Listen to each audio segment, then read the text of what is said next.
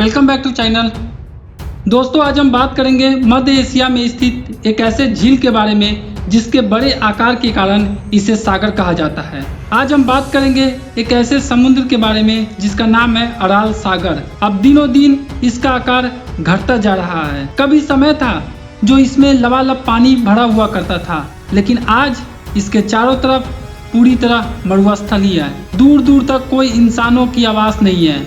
जी हाँ, हम बात कर रहे हैं अराल सागर के बारे में। यह अराल सागर कजाकिस्तान और उज्बेकिस्तान के बीच में है। स्थानीय भाषाओं में इस सागर का नाम द्वीपों की झील कहा जाता था, क्योंकि एक समय यहाँ पे करीब 1100 द्वीप उपस्थित थे और ये दुनिया का चौथा सबसे बड़ा झील था, जिसका एरिया करीब 68,000 स्क्वायर किलोमीटर के आसपास था। 1960 के दशक तक इस झील में लबालब पानी भरा हुआ रहता था। इसमें समुद्री जहाज चलते थे, फिशिंग होती थी, सब कुछ होता था। लेकिन 1960 के बाद आते आते इसका सूखने का सिलसिला चालू हो गया और आज ये पूरी तरह से सूख चुका है। इसके सूखने का जो कारण है वो 1960 की दशक से स्टार्ट होता है। उस टाइम सोवियत प्रशासन ने एक इरिगेशन प्रोजेक्ट चलाया और इसमें जो नदी आके गिरती थी, जिसका नाम आमू दरिया और सिर दरिया होता था। दरिया का मतलब उस भाषा में नदी ही बोलते थे। तो इन दोनों नदियों का जो रुख है ना, वो मोड़ दिया गया, जिससे क्या हुआ कि उस अराल सागर में जो आमू दरिया और सिर दरिया की जो पानी आती थी वो अब डाइवर्ट हो गई और इसी के कारण ये अराल सागर धीरे धीरे घटता चला गया और 3 अलग अलग भागों में डिवाइड हो गया। इसके फलस्वरूप आने वाले 40 सालों में अराल सागर का 90% जल खत्म हो गया और सिर्फ ये समुद्र अब 10% ही बचा हुआ है। ये नदी को क्यों मोड़ा गया? क्योंकि उस टाइम कॉटन का उत्पादन बहुत ज्यादा होता था। कॉटन को व्हाइट गोल्ड भी कहा जाता है। कॉटन की खेती में बहुत ज्यादा पानी की आवश्यकता होती है, तो सोवियत संघ ने उस एक इरिगेशन प्रोजेक्ट को अलाउ किया, जिसके वजह से वो जो सारा पानी है वो कॉटन जो वहाँ पे खेती होती थी उसमें वो सारा पानी को भेजते थे और इसी के वजह से अराल सागर का पानी धीरे धीरे कम होता गया। लेकिन कॉटन के क्षेत्र में काफी ज्यादा वृद्धि हुई। 1988 तक आते आते उज्बेकिस्तान वर्ल्ड का लार्जेस्ट एक्सपोर्टर कॉटन कंट्री बन गया और अभी भी ऐसा नहीं है। कॉटन उज्बेकिस्तान का एक नेशनल इकोनॉमी है, बहुत बड़ा योगदान है। वो मेन कैश क्रॉप में आता है और जो एक्सपोर्ट का 17% जो है वो सिर्फ कॉटन से आता था 2006 तक। तो कॉटन एक बहुत बड़ा योगदान था और कॉटन के वजह से ही ये प्रोजेक्ट को चालू किया गया था, जिसकी वजह से अराल सागर का पानी कमने लगा था। 1998 तक आते आते इसका जो सरफेस एरिया है वो 60% तक कम हो गया और इसका वॉल्यूम 80% तक कम हो गया। और डेड सी, जिसकी सैलिनिटी इतनी ज्यादा है कि लोग वहाँ पे डूब नहीं सकते हैं, उसके करीब अराल सी का सैलिनिटी आ चुका था, करीब 376 1990 के आसपास। ये एक पिक्चर है, आप इसमें देखेंगे कि 1977 में अराल सी कैसा था। आप देख सकते हैं एक सैटेलाइट इमेज में कि ये पूरा पानी से लबालब भरा हुआ था। 1989 तक आते आते इसमें पानी का धीरे धीरे सिंक स्टार्ट हो गया काफी ज्यादा मात्रा में और 2006 तक आप देखेंगे कि बहुत सारे छोटे छोटे लेक में ये अराल सागर बढ़ चुका है। तो 1987 तक आते आते जो अराल सागर जो पूरा एक हुआ करता था वो 2 भागों में बट गया। एक नॉर्थ अराल सी, जिसको कि लेजर सी बोलते हैं या स्मॉल एरिया अराल सी बोलते हैं। दूसरा एक साउथ अराल सी, जिसको ग्रेटर सी बोलते हैं और लार्ज अराल सी बोलते हैं। 1997 तक आते आते ये सिर्फ 10% इसका हिस्सा बचा और फिर से ये लेक 4 हिस्सों में डिवाइड हो गया।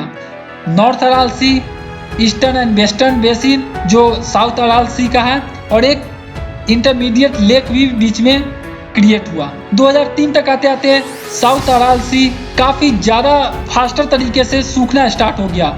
दिन प्रतिदिन वो गायब होता चला गया और उसके बाद साउथ अराल सी भी ईस्टर्न और वेस्टर्न बेसिन में बट गया। ये 1989 का एक पिक्चर है, आप देखेंगे इसमें अराल सी कैसा था। एक नॉर्थ अराल सी था, एक साउथ अराल सी था। लेकिन 2014 में जब नासा ऑब्जर्वेटरी ने एक सैटेलाइट से जब एक पिक्चर लिया तो उसके बाद ये कंप्लीट कहा गया कि अब ये अराल सागर पूरी तरह से सूख चुका है, क्योंकि जो साउथ अराल सी है उसमें भी ईस्टर्न और वेस्टर्न जो बने हुए थे 2003 तक वो अब खत्म हो चुका है, सिर्फ एक छोटा सा पार्ट बचा हुआ है। 2007 तक आते आते इस अराल सी का केवल 10% हिस्सा ही बचा।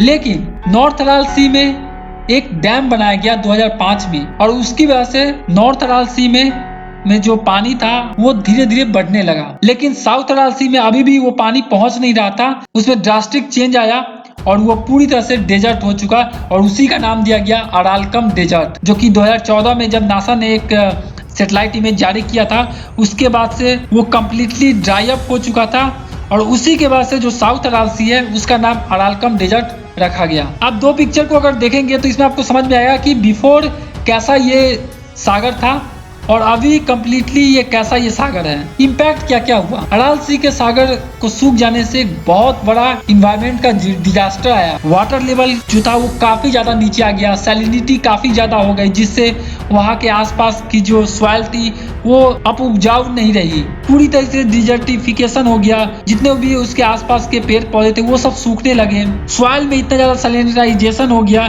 कि वहाँ पे खेती नहीं की जा सकती थी और ये जो समुद्र सूख गया तो यहाँ पे डस्ट स्टॉर्म काफी ज्यादा बढ़ने लगती है, जिससे ये जो धूल कणें हैं ये उड़ के दूसरे भी कंट्री में जाके पहुंच जाती है और ये काफी ज्यादा सोशियो इकोनॉमिक इम्पैक्ट पड़ा।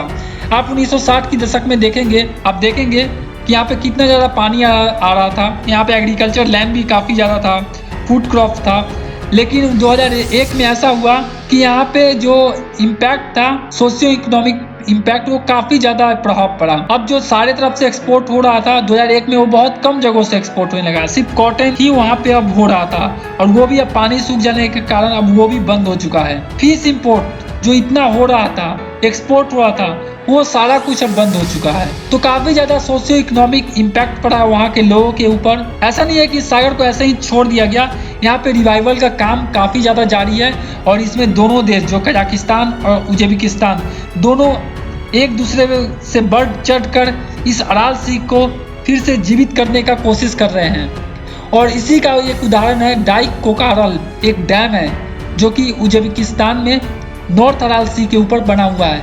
ये काम पूरा हुआ 2005 में, जो कि वर्ल्ड बैंक के सहयोग से पूरा हुआ। इसमें एक बांध बनाया गया और इस बांध के मदद से जो सियर दरिया का पानी था उसे स्टोर किया गया। जो कॉटन के लिए पानी जाता था उसको कम कर दिया गया, जो प्रोजेक्ट चल रहे थे उसको बंद कर दिया गया और इस पानी को स्टोर किया जाने लगा और उस पानी को धीरे धीरे साउथ अराल सी में भी भेजे जाने लगा। तो इससे क्या है कि नॉर्थ अराल सी में जो पानी जो श्रिंक हुआ था वो काफी ज्यादा बढ़ने लगा और वहाँ पे फिशिंग जो हो रही थी, जो पहले हो रही थी, उसमें धीरे धीरे बढ़ोतरी होना स्टार्ट हो गया। तो ये काफी ज्यादा अच्छा स्टेप था दोनों देशों के लिए और एक इन्वायरमेंट के ऊपर भी। और जो डेप्थ था नॉर्थ अराल सी का वो बढ़कर 42 मीटर हो गया 2008 में। अब देखेंगे कि 2014 में जो पिक्चर था उसमें आप देखेंगे कि साउथ अराल सी कम्प्लीटली ड्राई अप हो चुका है, लेकिन 2017 का आप इमेज देखेंगे तो आप देखेंगे कि साउथ अराल सी में भी अब धीरे धीरे पानी आना स्टार्ट हो गया है। तो ये एक रिवाइवल है जो कि अभी भी काम वहाँ पे चालू है। अभी भी वहाँ पे बहुत सारी यूनिवर्सिटी रिसर्च कर रहे हैं, वहाँ पे पेड़ पौधे लगाने का काम जारी है। कैसे भी करके उस अराल सी को फिर से जीवित करने का कोशिश किया जा रहा है। इस नॉर्थ अराल सी में जब से ये डैम बना है इसमें फिशिंग काफी ज्यादा हो गई है। फिशिंग होने से एक्सपोर्ट भी बढ़ गया है, तो जिससे वहाँ के जो आम जनजीवन है उनको काफी ज्यादा सहूलियत मिली है। जो उसके आसपास के लोग हैं उनके लिए एक इकोनॉमिक जो प्रभाव पड़ा था जो पहले तक वो कम हो गया धीरे धीरे। लेकिन ऐसा नहीं है कि ये सागर जीवित हो चुका है, अभी भी बहुत सारे area, most of the area जो साउथ अराल सी का है उसमें अभी तक पानी नहीं आया है। तो उसके लिए अभी काम जारी है। वी होप, आशा करते हैं कि वो जो काम ऐसा चल रहा है वो आने वाले दिनों में अराल सागर को फिर से एक लबालब पानी की तरफ भर दिया जाए, ताकि जो हमें क्लाइमेट का जो लॉस हुआ है, जो जनजीवन प्रभावित हुआ है, जो डिजास्टर हुआ एनवायरनमेंट के ऊपर, उसको मैनेज किया जा सके। तो यही सब है अराल सी के बारे में। हम ऐसा कह सकते हैं कि ये वर्ल्ड का वर्स्ट इन्वायरमेंट डिजास्टर था, क्योंकि ये हम आम लोग, जो आम नागरिक हैं, मानव जाति है, उनके कुकर्मों का नतीजा है कि ये आज अराल सी सूख चुका है। यहाँ बहुत ज़्यादा इम्पैक्ट पड़ा, वहाँ के लोकल जो लोग रहते हैं, सोशियो इकोनॉमिक इम्पैक्ट पड़ा, क्लाइमेट इम्पैक्ट पड़ा, लेकिन फिर भी आज वो रीजन को फिर से जीवित करने का कोशिश किया जा रहा है, जो कभी 1960 के दशक में वो एक फिशिंग इंडस्ट्री के नाम से काफी ज्यादा विख्यात था। और ऐसा नहीं है, इस अराल सी के सूख जाने से वहाँ पे बहुत हेल्थ प्रॉब्लम थी वो काफी ज्यादा बढ़ गई, जिसके वजह से भी लोग वहाँ पे उस जगह को छोड़ने को मजबूर हो गए। सो हम सभी आशा करते हैं कि अब आने वाले दिनों में एटलीस्ट ये सब सारी जो चीज हम पास्ट में किए हैं वो सब दूसरे किसी सागर या लेक में ना हो। तो आई होप आपको समझ में आया होगा कि अराल सी का क्या कारण था सूखने का, कहाँ पे ये प्रेजेंट है। ये मेनली प्रेजेंट है उज्बेकिस्तान और कजाकिस्तान के बॉर्डर पे। तो दोनों का एक बार करेंसी और कैपिटल देख लेते हैं। कजाकिस्तान का कैपिटल है नूर सुल्तान, जिसे पहले 2019 तक अस्ताना बोला जाता था। इसकी करेंसी टेंगे है। उज्बेकिस्तान की कैपिटल है ताशकंद, जिसकी करेंसी है उज्बेकिस्तानी सोम। और आपको याद होगा ताशकंद समझौता हुआ था। तो यही सब है आज के इस वीडियो में। आई होप आपको समझ में आया होगा। अगर अच्छा लगे तो इसे लाइक और कमेंट जरूर कीजिए और हमारे चैनल को जरूर सब्सक्राइब कीजिए। आने वाले दिनों में मैप प्रैक्टिस के हम कुछ और सीरीज के बारे में बात करेंगे। Thanks for watching.